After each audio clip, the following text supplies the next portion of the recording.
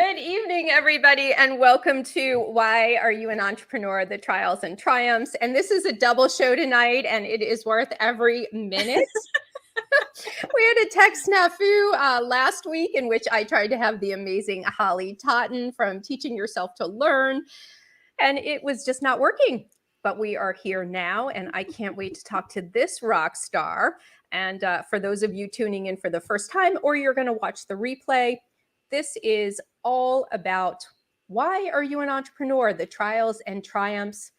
My rock stars are going to share their story and also share some words of wisdom for those of you out there who are walking this entrepreneurial journey. We want to make sure you know you are not alone, and what you're experiencing is about what every one of us have experienced. So, Holly, welcome. I would like for everybody to know how amazing you are. So let's kick this off. I am excited. I'm ready. Well, you should be. It only took us 10 hours to try and figure. It's okay. All right. So I had you on the show when I really first started my show. You were one of my first guests. Yes. Which is about a year ago. And I know that a lot of things have changed for you in your business. And I think you've changed a lot as an entrepreneur. So I would like for you to share, for those people just tuning in, how you've become an entrepreneur. Like, why did you even decide to do this whole thing that most people find really hard? Why are you doing it? Why? Very good question. Yeah. No, actually, I retired from teaching after 32 years of teaching. And after retirement, it took me a couple of years kind of, experimenting and trying to figure out what I was going to do with my life. That is that's a pivotal moment. Kids are gone. Grandkids are coming. I'm retired now. What am I going to do? And I knew in my heart that I had so many years left of serving others. And it just took me a little bit to figure out exactly what I wanted to do. And the first thing I did was start a podcast. Excuse me. And my podcast mission is to inspire and motivate women that are stepping into this, or already in, either one, in their third half of life, to just want to live and do what they can, explore new things, and not be afraid to take on this part of life, regardless of where we've been or what we've been through. And so, go ahead. Oh, no, you go ahead. Well, so this podcast has bloomed into something so much more. And so I'd like for you to share how you started a podcast, but where has it led? Because you've got some big things to announce here. So I do. From the podcast, and my line at the end of each of my podcasts is that I encourage everyone to share their words and share their stories, because you never know who needs to hear exactly what you have to say. And from that, I started thinking about the things I've done in my past. And when I taught writing, and I've been a writer, grew up in a writer family. And that's something that I really love and enjoy. And I coupled that with the teaching aspect of my life. And I've started within my writing business, I've always been editing and kind of writing for other people. But I started an experience, I will call it. It's called the New Author Intensive. And it is a 9-week writing experience to help new authors learn the ropes of writing a book. So tell me how that even came about, because we're always evolving in our business and we have to pivot. Was it just something you woke up one morning and said, aha, I'm going to start the New Author Intensive? Not exactly. Where did you find that you thought people needed to write books? And is there a certain group of people that you really focus in on? It really started, I'm in a mastermind group and with Kim White, and we were talking about going, and where my interests are. We were kind of digging deep. She was helping me dig deep, and I kind of mentioned that was helping others, and writing books was something that I just had a passion for. And so the New Author, and also let me back up just a little bit. I also have a room on Clubhouse on Monday mornings about writing and publishing. And I kept fielding all these questions from people about, why would I want to write a book? Why do I need to write a book? How can it help me? How do I do it? The eternal questions that come from people that have not written a book before. And so between those two, really discovering my love and my passion for it, and then fielding those questions, I realized there is a need for this. Mm-hmm. And yeah, and I've very recently kind of decided that I'm going to really kind of hone in on entrepreneurs and helping people that are entrepreneurs to understand the importance of writing books to further their business and to help them level up. I think that is the best way to go. And the reason I say that is being an entrepreneur, we're always looking for ways that we can elevate our authority, that we can separate ourselves from others. And I think the book is like one of the best ways, one of the best marketing tools that Right. we can have out there. Right. And I think people need to explore that and look at that and not be afraid of it. Because I think some people will get afraid, like, am I supposed to be on the bestseller list? Or I think they have to understand there's a strategy behind this other than being a bestseller, right? Yes, yes. And when you are writing a book, regardless of what your topic is, you have to really understand your reason for writing, your why and your purpose and your goal. And once you understand that, it kind of makes the mission a little more clear. Mm-hmm. And looking at that from an entrepreneurial journey, the mission is not to become, a bestseller. I mean, we would all love that. But the mission is to level up your business. And, when you write a book, you almost instantly become known as an authority in your field. And the way that I like to describe that to people when they ask me about it is, if you've been in business 3 years, 5 years, 10 years or more, even decades, and you take the time to write a book about your knowledge that you've gained, the experiences you've had, all of the things that you've learned that you can share with people, and someone can pick up that book and read it within a few hours and take away years of experience from you that you have given them, and be able to take pieces of that and, put it toward their entrepreneurial journey. Just think what a gift that is for people. And I think what a gift it is to grow your business. Oh, exactly. Yes. Yeah, I absolutely think that's great. And for all you small business owners, I think that what Holly is saying, there's a huge marketing opportunity that she's There is. opening a door up. And so that leads me to, what are some of your best practices in the marketing you're doing?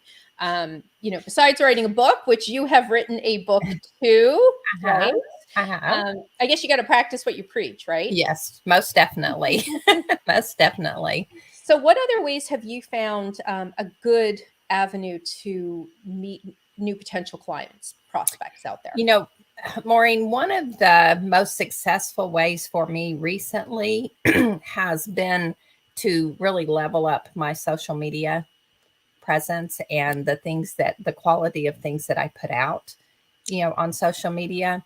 And I have been a member of LinkedIn for years, but didn't really understand the platform until recently. And you've had a lot to help with me, a lot to do with that. But I have really come to find the power that social media can hold when you utilize it, and that's one of the really big things, advertising through my podcast, word of mouth, talking to local groups around here about, what I do. And, there's getting the word out to people in the right areas, people that need your service and that can benefit, from your service. I think is, you just have to really find that market and kind of dig in and make yourself available and known. And I think there's a little bit of sales involved in all of this. And I think people have a really hard time with sales. And as an Right. entrepreneur, you've got to keep selling yourself for the betterment of them. Like true. they need to know who you are, right? In order for you to help them, you've got to get your word out there. And so, as an entrepreneur, you've been doing this now, what, a couple years, the Right. podcast. Yes. What have you found to be the most difficult part of entrepreneurship? I really think initially this has gotten better for me because I recognize the problem, but initially being alone. I always had a group of people around me that I could work with and collaborate with, being a teacher and stepping into my own little world, working out of, an extra bedroom in my house, being alone and trying to do everything myself. Mm-hmm. But that really was the most difficult part. And I found a wonderful community. And that's one thing that I tell people that ask me, what advice would you give me if I'm going to start a business, my own little, and I tell them, finding a community, somebody that believes in you and a community that you believe in back, so you can support each other. Absolutely. It's one of the loneliest things. It It can really be. is. Yeah. And if people aren't doing it too, they don't understand. They Right. don't understand what you're doing all day. Yeah. They're like, oh, yeah. And it's like you're home all day, throw in another load of laundry. Mm-hmm. Oh, okay. I have nothing better to do. Right. Right. But that's what they think. They don't realize how much is going into Right. all of this. So Right. And another thing, I was just going to throw this in real quick, that I've noticed that other people don't realize that you're on a schedule. You are there, you have times that you are working, and you can't just, run to town to do this for me, or come pick me up, or, just call and pick up the phone and chat. I've had and some of that was my fault because I had a hard time setting those boundaries with people, but that's getting better. So in just the last year, you have written and published a book. Two. All right. Tell everybody the name of your books. Two of them. You were going to ask me the first one. I know them kind of. The first one is called "The Confidence Is Mine," and it is the confidence is mine, courage to become an author. And the second one is "The Story Behind the Story," New Author Intensive Series, Volume 2. Wonderful. Now, are these available on Amazon, Holly? They are, both of them, and you can just search under my name and they come up. All right. So in a year, which is only 12 months, you've done 2 books, right? Right. And you have started this new author intensive for people who, for entrepreneurs who are really looking to take their business to a whole new level by using a book as that engine to do it. So those are huge growth, scale processes that you've put in place, and actual campaigns that in 1 year, that's a lot to do. And so I'd like to get a better idea of doing something that scales your business. Like you have that podcast, you have that writing business. Now you have the new author intensive, and you're writing your own books. How are you juggling that? That's like 4 different companies in one. So for people who feel like they've got a lot on their plate, is there a special organizational system, or do you manage it in a certain way? Yes and no. That I do want to kind of clarify something. The books have come out of the new author intensive, and so they are part of that program. And so those two things are tied together. But aside from that, I mean, even with that, there was a lot going on because I do edit and, proof and edit and do developmental editing for others outside of, the new author intensive, plus the podcast and, the new author intensive and writing the books. And so, I'm really working on the organization of it, and it's getting better, but I have found that my calendar is my best friend. Yeah. And yeah. Yeah, exactly. And I have to really stay on top of things and plan things out day by day, or I can get behind in a hurry.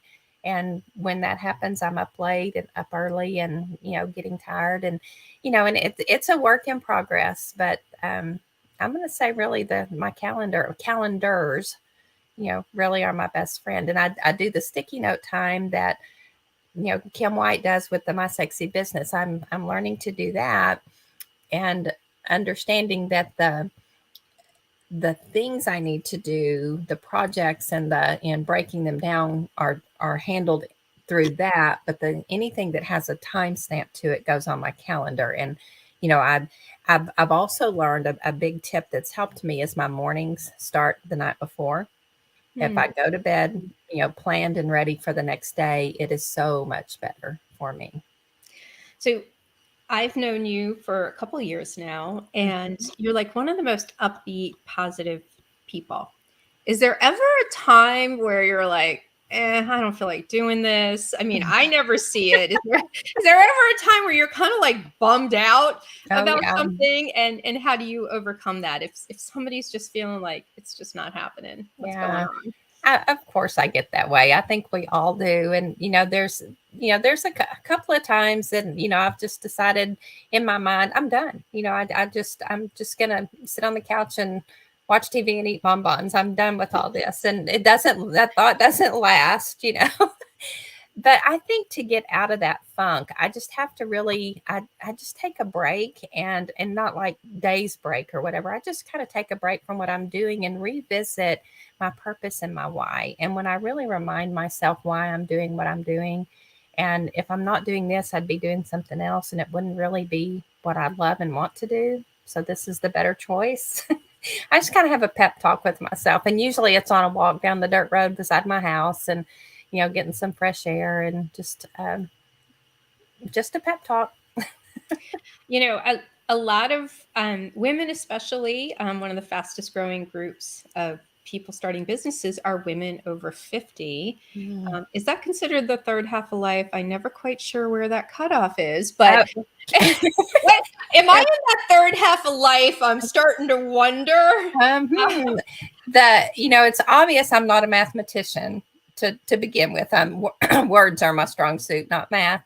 But the way I define the third half of life for me, and it's not really an age, Maureen, to me, it's, you're a child and you're growing up and going to school and doing all the learning and exploring. And to me, that was like a whole half of my life. And then I went into career, family, raising a family, and that felt like another whole half. Well, now that my kids are gone, I'm empty nesting. My husband and I'm retired. He's almost retired.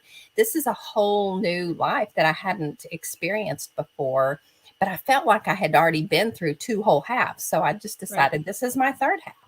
And so I don't really think it's an age necessarily. I would say most people are probably in their 50s by the time this happens. But it just kind of depends on, kind of how your life falls. But I think the childhood, the career, family part, and then what's beyond that. Because I feel like I have years and I mean, may not, but you never know. But I feel like I have years and years left to live and give. And so I'm hoping it's a whole nother half for me. So for other women out there who could be listening to this, who are in that third half and totally relate to this, and they want to become entrepreneurs, what advice would you give to them where they may not think they have that much time to take on something like this? Like, why would I want to do that? Right? Yeah. What would you say to them? One of the things that I think, and I've applied this to a lot of people, and, people, no matter what age, I should go back to school and get my nursing degree, but, and I'd be 5 years, before I could get done. And my thing, no matter what age you are, is in 5 years, you're going, kind of like I said earlier, you're going to be doing something. You might as well be doing something that you love and that is giving back to your community somehow, to other people. And so thinking about stepping into an entrepreneurship, find something that really drives you, that you are willing to give your time to. And just do it, because you're going to be doing something anyway. It might as well be something good. Great advice. Great Great advice. So I want to dive in a little bit to the Holly outside of the whole work thing. What Mhm. are some of the things that just totally inspire you outside of entrepreneurship, but make you a better entrepreneur? That makes sense. It does make sense. Number one, I'm very optimistic, and I Oh think yeah. that helps. I mean, the people that know me just call me the eternal optimist. They're like, Hmm. "Oh, of course, she's the eternal optimist." I'm always find the silver lining, and I think that helps me in a lot of ways, and with pretty much anything that I do. Um, I love people. When I was growing up, I went to 13 different schools in my 12 years before I ever went to college. And my dad was military Yeah. before I was born, but not after I was born. We just moved a lot. And I really learned through that. It had its drawbacks and its pluses, but as an adult, I realized that, excuse me, Maureen, that I learned through that to be okay being by myself, because the first day you're in a school, you do a lot of stuff alone, eat lunch, go to the restroom, walk down the hall, sit by yourself, all that's alone. And sometimes it goes further than the first day. But I learned to be okay with that, to be okay with me. I learned very quickly to be the person to approach others, to make friends, to have a discussion, to open up the possibility of, communicating with people. So I learned that, through that process. And the whole time growing up, actually, we didn't have the communication uh, possibilities that we do now with technology. Right. Right. Because once I moved, to call somebody long distance cost money. And, Hmm. my parents would either say, we don't have the money for that, or you have 2 minutes, or, you can have 5 minutes this month and, use it wisely, however that would work. And so I didn't really make a lot of relationship friendships that I kept through the years because we did move so much. And so I think that makes me really adept to my friendships that I make now, and really hold those dear. And so I think those things, and I think those things play a part in the way I handle myself with business and meet people and Yeah. treat people. So I think So that has a lot to do with it. how do you feel your teaching career has benefited you as an Oh, entrepreneur? wow. Hmm. Yeah, that's a big Yeah. one. Yeah, That's a big one. absolutely. Yeah. Yes. I would in school as a student, I was always the one that was, don't call on me, don't call on me. My face would turn red, my ears, the whole thing. I would just get so embarrassed and flushed and red.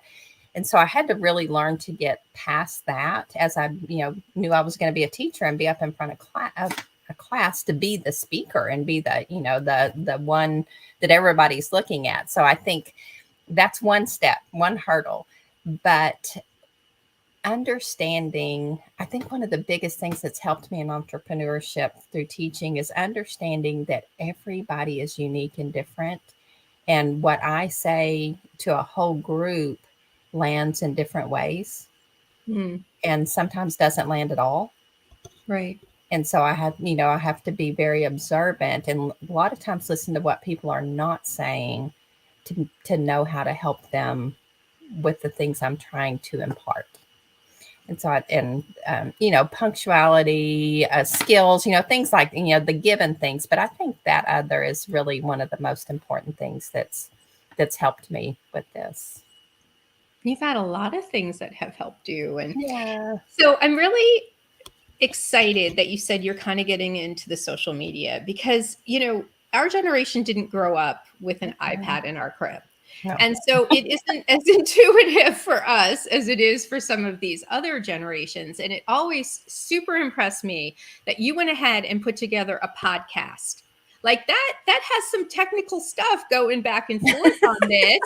And so I'm like, I didn't even want to address it. I'm like, nope, never doing a podcast, all those show notes, all that editing. It's just not my jam. I'm not going there. So it Mhm. did. It always impressed me that you took that on. And it's something I'm encouraging my entrepreneurs to do because they get very nervous about technology. Right. They are hesitant with it, the whole websites and social media. And so I love the fact that you are embracing it, even if you got to work a little harder at it. Right. Right? Right. Yeah.